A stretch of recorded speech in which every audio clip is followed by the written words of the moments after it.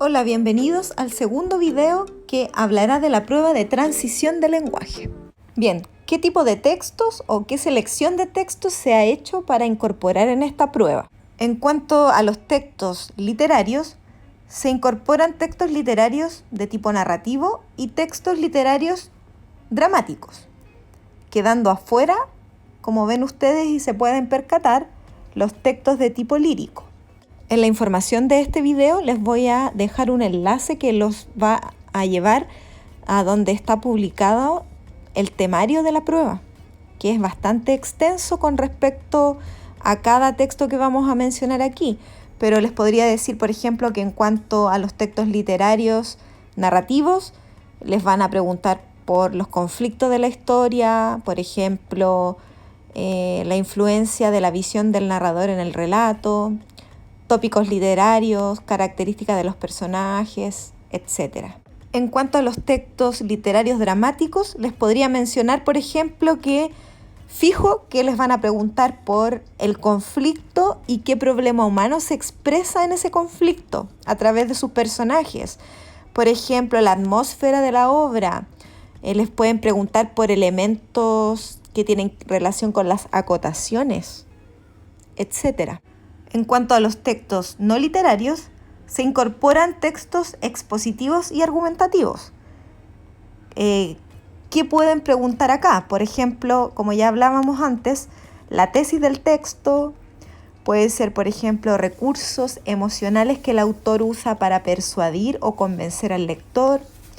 Puede ser, por ejemplo, la presentación de ideología, creencias o puntos de vista en el texto, la manera que el autor organiza la información en el texto, etc. Como ya dije, voy a dejar un enlace para mayores detalles, porque es bien extenso en realidad el temario. También se incorporan a esta prueba textos de los medios masivos de comunicación, o más media. ¿Con qué finalidad? Más que nada interpretativa de esos textos. No olvidar que el vocabulario estará presente transversalmente en la comprensión de todos estos tipos de texto anteriormente mencionados. En este cuadrito que tenemos aquí están las 65 preguntas de la prueba distribuidas en las dos dimensiones que ésta tiene. En la dimensión de comprensión encontramos 52 preguntas de las 3 estrategias que ya habíamos mencionado, lo que corresponde a un 80% del total de la prueba. En cuanto a la dimensión de vocabulario, encontramos 13 preguntas que corresponden a la estrategia de relacionar-interpretar, lo que es un 20% del total de la prueba.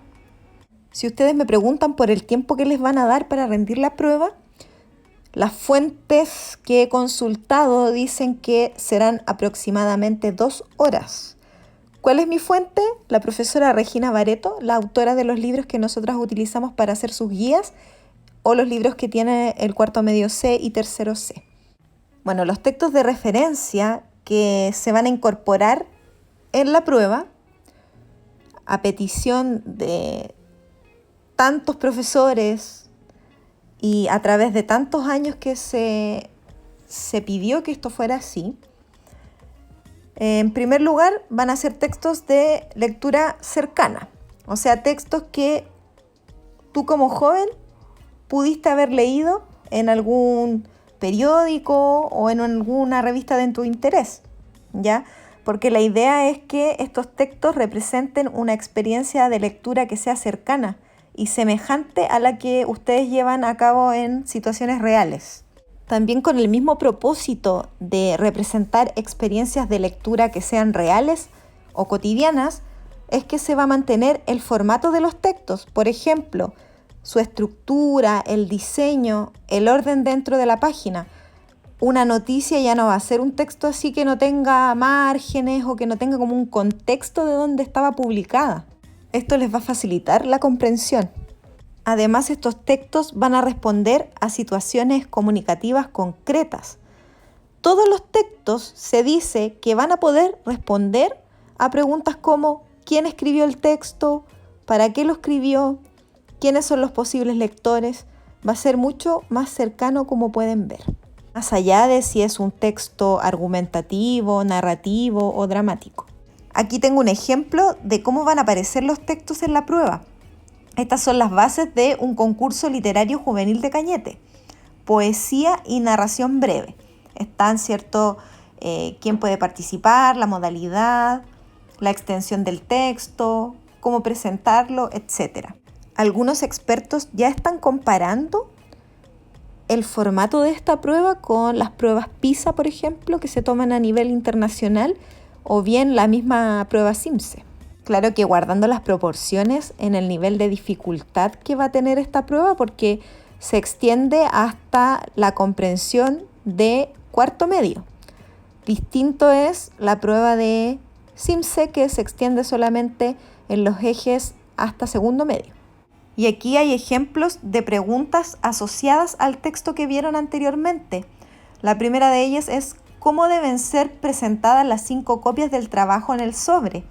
Esa es una pregunta de identificar, porque al buscar en las bases yo debería encontrar esa respuesta escrita literalmente. La segunda pregunta es: ¿qué función cumple el punto 2 en el texto? También es de identificar.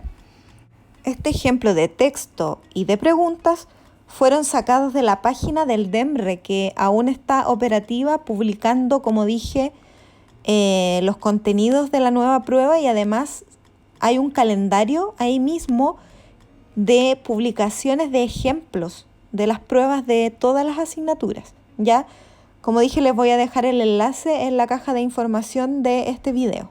Ya para ir finalizando con este video, hay una gran interrogante, ¿cierto?, que es: ¿cómo me preparo? El primer paso es realizar un diagnóstico en el cual tú puedas ver cuánto puntaje obtienes y cuánto puntaje es el que te falta para lograr tu propósito.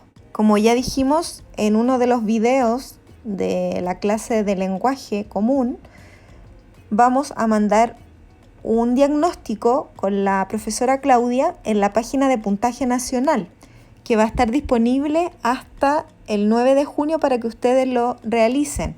Ese diagnóstico les va a arrojar inmediatamente el puntaje que obtuvieron en el ejercicio y nos va a poder dar a nosotras también una información valiosa del rendimiento que están teniendo ustedes en cuanto a comprensión de lectura.